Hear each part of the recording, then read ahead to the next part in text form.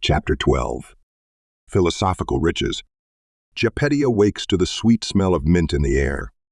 Opening her eyes, she realizes that she is not at home, but in her shop. With a grunt of discomfort, she turns her body and removes the quilt to rise from the hard mattress. Pico stands before her, holding a cup of hot tea. Good morning, Emma Mom. The puppet greets her. Morning. Gepetto grumpily replies. She slowly gets up and stretches her back and shoulders. Thanks for the tea, dear. She mumbles while she takes the cup from Pico. Pico, could you please help me? Eddie's sonorous voice sounds from the store. Okay. Pico walks off and leaves Gepetto by herself. She closes the drapes after Pico and smiles to herself. Good old Eddie. Thanks. Her AI knew her daily habits better than anyone. In the morning, she always needs some time to accept the boundaries of the real world again. From the store, she hears Pico and Eddie argue. While she gets ready for the day, she listens in. So how do you know I'm real, Pico? Eddie's words echo into the back room. I see you. Pico replies instantly. Your sensors tell you that I am real, Eddie counters. but what if your sensors are not real? What if you are imagining seeing me? Silence. I see you. Pico says. Emma Mom sees you. Everybody sees you. So you must be real. How do you know that anybody is real? Eddie asks. Your sensor signals may be controlled by someone. Silence. The wind outside drives rain against the window, filling the store's silence with the tapping of raindrops. Gepetto gets worried and quickly finishes her morning routine, yet she hesitates to step in. She is torn between helping Pico tackle this paradox and wishing he would find the answers himself. Finally, Pico speaks in a slow voice. The question itself is stupid. If I'm not real, I cannot prove that the one who controls me is real. I cannot prove that there is no one controlling the one who controls me. The answer to the question, am I real, forms an endless cycle. Stupid. Pico pauses. Gepetto holds back her tears of pride about Pico's understanding. If I'm not real, why can I think about it? Then that may be my reality. I think. That's who I am. Eddie plays a sound clip and the applause of a theater audience surges through the store. Very good, Pico. Indeed, very good. I'm not finished. Pico remarks, interrupting Eddie's praise. Gepetto is astonished by Pico's sudden commanding voice.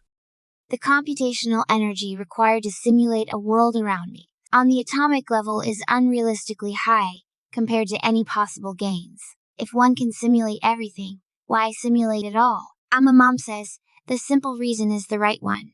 So, Pico's voice trails off, using the phrase it heard Everin often say.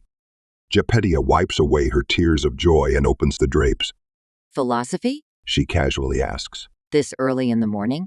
She looks up at Eddie and beams with joy about Pico's progress. Yes, I thought Pico would enjoy a little bit of basic reasoning. Eddie responds with a touch of pride in its voice. Gepetto turns to Pico and teases. So you're real after all? I'm real if you are. Pico replies, suddenly giggling. I'm not so sure about Eddie. The puppet exclaims. Hey, watch it. Eddie warns in a voice filled with indignation. Or what? Pico challenges Eddie, hands on its hips, staring up at Eddie's half-dome. Or I will tickle you silly. A laughing Gepetto suddenly picks Pico up and hugs him dearly. I suggest his feet, Master. He's very sensitive there. Eddie cheers her on. Pico wriggles free and runs away from Gepetto, laughing as it hides behind the drapes to the back room. And why are you not working on the key? Gepetto asks. It doesn't decrypt itself, does it? She scolds Pico jokingly. We are done. Pico says. I hoped. The puppet comes back to the counter and reaches for Gepetto's hand. Indeed, you did. I brute forced the first 8K, but Pico did the rest. Most elegantly, I might add. A subtle tone of respect sounds in Eddie's voice. And you feel okay, Pico? Gepetto asks, worried about all the new experiences Pico must sort and arrange in his memory banks. Yes, but I don't want school now. Pico tilts his head, gazing into the back room. Oh, dearest, today you don't have to. Gepetto tries to ease his worries. You could fully recharge in the back if you want. She carefully tries to steer him to take a rest. I can recharge again. Yes, Pico agrees quickly. that will help me. The puppet adds nonchalantly, making its way to the back room. Pico's right hand twitches involuntarily as its algorithms begin to shut down dispensable systems. Eddie begins a snide remark, Sweet, but is abruptly cut off by Gepetto. No, Eddie, She raises her hand without looking at her AI. don't tease him now. She adds quietly, He needs sweet dreams now. He's been up for too long already.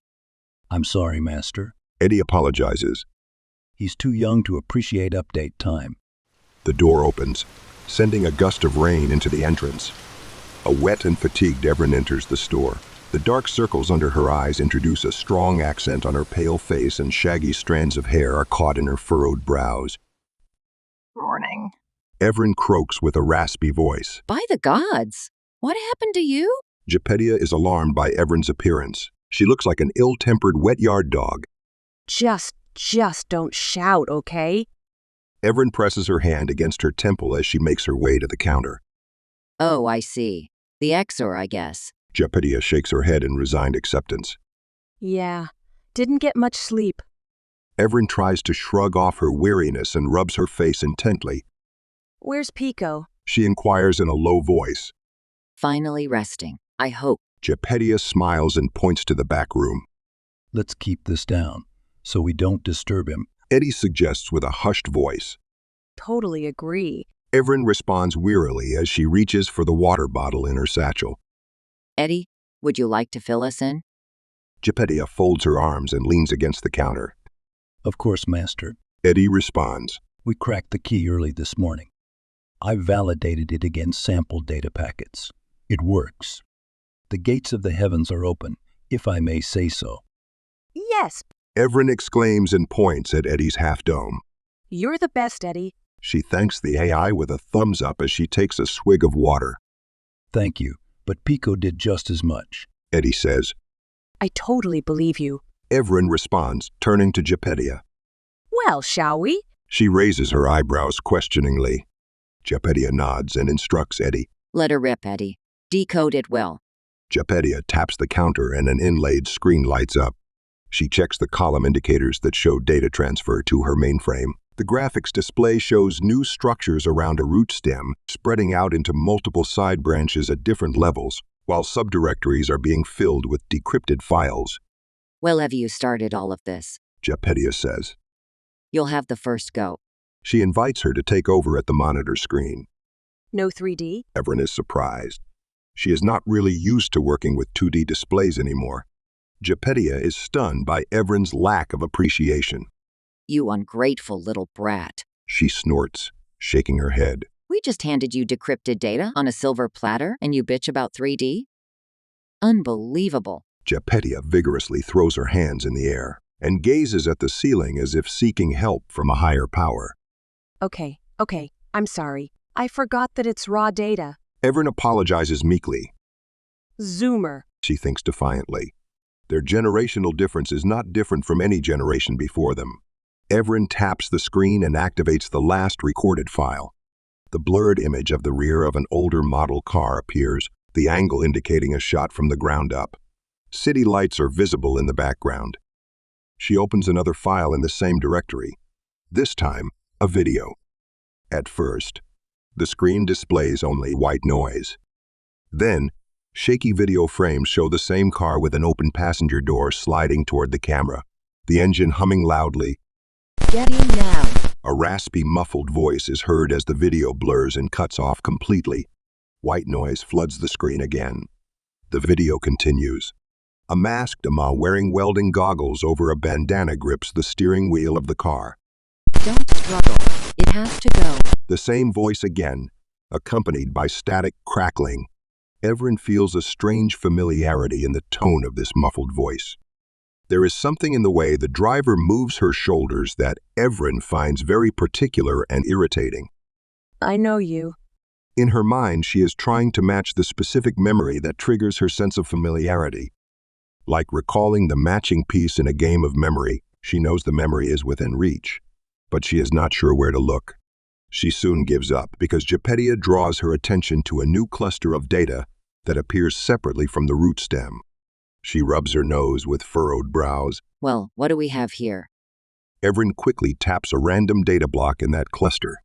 Seemingly endless rows of numbers and symbols start to scroll down the screen like a waterfall of code.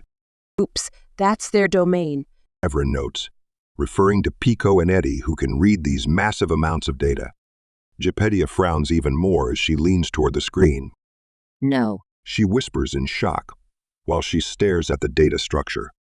She slowly shakes her head in disbelief and steps away from the screen, as if afraid to get contaminated. What is it? Evren asks nervously as Gepedia's shocked expression sends a little tingle of fear through Evren's mind. I'm not sure. Gepedia answers. I hope I'm wrong. While speaking, she instructs the mainframe to isolate the substructure within a high-level security environment. What are you doing? Evren asks, surprised as Gepedia locks up the data with her own encryption. Gepedia sighs and faces Evren with a sincere face. These may be keys, Evren. Evren is as shocked as her mentor. Warmth pulses into her cheeks and her temples start to throb, reminding Evren of her hangover. She takes a slow, deep breath, but forgets to exhale. With wide-open eyes, she searches Gepedia's face, looking for a cruel joke. Keys. Still holding her breath. She cannot really fathom what this means. Access keys run the data world. The global economy, governments, etc., all rely on their protection. No data transfer without the correct key. They are the paladins of information flow.